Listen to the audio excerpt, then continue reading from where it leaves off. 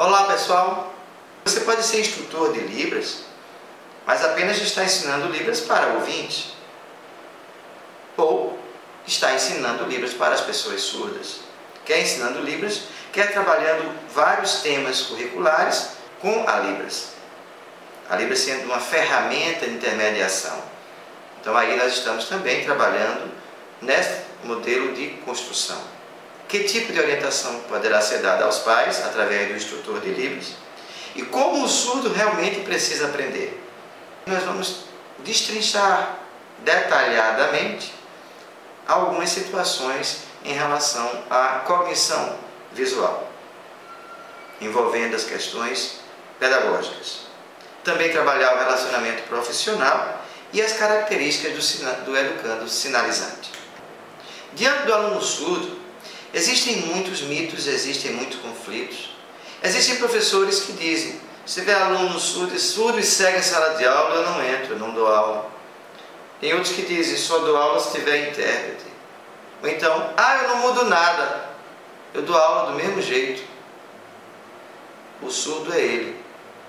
E assim, vamos tendo situações de professores com conflitos em sala de aula, porque não foram formados ou não foram preparados para lidar com essa diferença. Então, um fato declarado por professores é que o professor de sala de aula não tem noção de como trabalhar com o aluno surdo, justamente pela falta de informação e falta de formação, quer dos centros de formação, de graduação, quer das formações continuadas, naqueles encontros pedagógicos da Secretaria de Educação, em cada município, em cada estado, que terminam por não abordar a especificidade da cognição visual, que terminam por não abordar a especificidade de como o surdo aprende, quais as dificuldades, quais as adaptações, que adequações devem ser dadas. Daí o professor vai levando, muitas vezes empurrando com a barriga, sem muitos recursos, sem muita estrutura para trabalhar, sem condição de trabalhar, com 30, 40 alunos em sala de aula, colocam mais 4, 5 surdos, o professor não tem muitas vezes condições. E daí fica sem saber como lidar com isso. Quando coloca o intérprete, ainda tem a língua de sinais. Mas será que é só com a língua de sinais é o suficiente para o surdo aprender? Nossa experiência diz que não. Muitos professores que são nossos alunos dos cursos de Libras também dizem que não. E daí vamos construindo ferramentas e estratégias e técnicas pedagógicas para facilitar essa relação professor-aluno. Tem professor que diz que o surdo aprende igual ao ouvinte. Isso é absurdo. Jamais ele vai poder aprender igual ao ouvinte. Nós já vimos em aulas anteriores sobre isso. Eu estou apenas trazendo essas retratações de conflitos que existem em sala de aula. Tem professor que diz assim: eu explico tudo a ele e ele aprende. Ele me respondeu que leu, que entendeu, então ele viu, ele leu, ele entendeu, mas no outro dia esqueceu tudo. Lembrar de nada, esqueceu. Vazio, o ensino passou direto. E isso é fato. E não é culpa do surdo, não. Se ele tivesse que aprender, se ele tivesse que lembrar, se ele tivesse aprendido, ele seria um gênio. E surdo não é gênio, surdo é igual ao ouvinte, mentalmente. Mas o processo de cognição é outro, porque ele é visual, ele é visogestual, ele é sinalizante dependente. Então só vê, sem construir elaboração mental, sem construir reflexões, sem discutir, sem ampliar o campo de conceitos, sem elaborar mentalmente, de fato ele não vai aprender, nunca. Então é preciso rever esses valores, esses princípios, esses conceitos, essas atitudes docentes, que também é de alguns linguistas e de alguns surdos. Alguns surdos são professores de surdos e ensinam como aprenderam com os ouvintes, professores ouvintes. Só que é um processo de repetição, de retórica, que não constrói. É repetição. Aprendizagem por repetição não dá autonomia, não favorece a criatividade, não favorece a liberdade do sujeito, não constrói conhecimento. É reprodução. Então assim é que tem ocorrido nas escolas. E o professor ainda reluta. Mas eu ensinei a ele disse que entendeu. No dia seguinte esqueceu de tudo. Vai continuar esquecendo, porque não ensinou. Ou até você pode ter ensinado do seu jeito, mas do jeito que ele precisa aprender. Não atendeu a sua necessidade. E é essa a proposta da gente, atender a especificidade do educando surdo. Então a formação docente em educação especial ou inclusiva não atende à especificidade do aluno com diferentes níveis de surdez, quanto à cognição visual, nem ao padrão mínimo de sinalização. Sem dominar a língua de sinais, nem a cognição visual, a sala de aula torna-se um cabo de guerra de tensões e interesses mediados pelo intérprete de Libras, que fica ali no meio daquela guerra de fogo. O professor chega e diz: o tema é esse, o conteúdo é esse, a avaliação é essa, o trabalho é esse, eu vou ensinar assim, você se vira e ensinar para ele.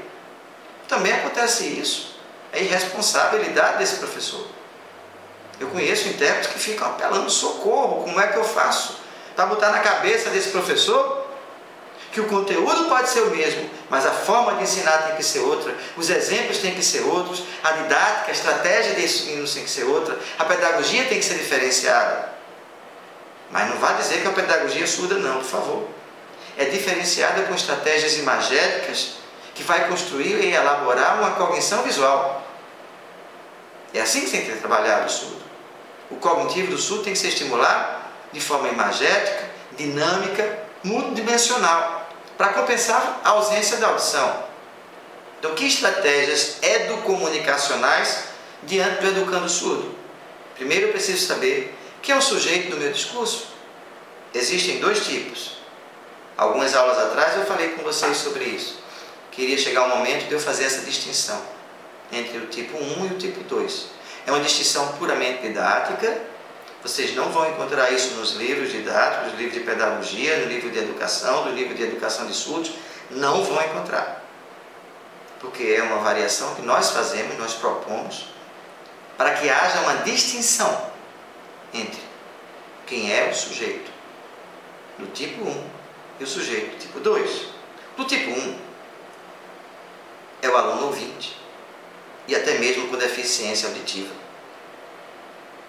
De nível leve, moderada, até severa, que apresenta um residual auditivo, necessariamente não tem que ser bilateral, unilateral, faz leitura labial, se comunica com oralidade muito bem, escreve a língua portuguesa muito bem, tem o pensamento com uma lógica de raciocínio comum à maioria da população, usa o aparelho auditivo, é oralizado, algumas vezes até com implante coclear.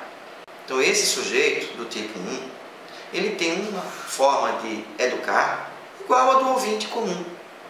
Não precisa modificar, porque ele vai entender e compreender. Talvez alguns ajustes possam ser feitos em termos de tempo, maior tempo para a aquisição do conhecimento, algumas estratégias visuais a mais, mas ele vai desenvolver-se bem. Do tipo 2, esse é o nosso calo, é o nosso foco da atenção. Quando toda vez que eu disser o surdo, surdo, surdo, é do tipo 2 que eu estarei falando. Este sim, é com deficiência profunda, severa profunda, geralmente bilateral, não usa aparelho, não faz leitura labial adequada, é dependente da comunicação sinalizada, de Libras no caso, e pode não ter a língua de sinais oficial como domínio. E é refém de um intérprete. Precisa do intérprete para poder intermediar. Precisa da relação com a imagem para poder intermediar. Este sujeito é aquele que nós estamos comunicando. É aquele que nós estamos falando a todo momento. Que é preciso uma pedagogia diferenciada, uma cognição visual, com descrição visual sinalizada, usando tripé de aprendizagem, usando diversas estratégias multidimensionais para atingir o mental, para que ele possa fazer uma leitura de mundo diferenciada. Então, a partir desse olhar do tipo 2, nós dizemos o seguinte, que é preciso reconhecer o aluno para reinventar a sua cognição. Se ele é tipo 1 ou tipo 2, para que a gente possa realmente adaptar e reinventar o processo de cognição até que aconteça realmente, de fato, a aprendizagem significativa.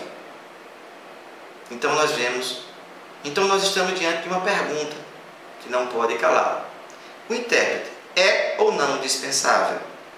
É uma pergunta que eu faço para vocês. De imediato, a maioria vai dizer, se não todos, não, tem que ter o intérprete, ele não é dispensável. Pessoal, diante de um professor que saiba a língua de sinais,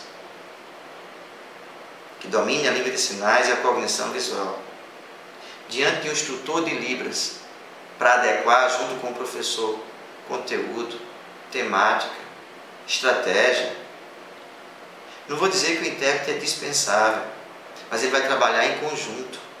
Ele não pode tornar-se indispensável. Sem ele não vai acontecer a aprendizagem. Vai porque o professor vai preparar todo o seu material e adequar todo o seu material para a especificidade desse aluno tipo 2. E ele vai ter que ter domínio, vai ter que ter compreensão, vai ter que ter conhecimento, vai ter que saber como esse aluno aprende.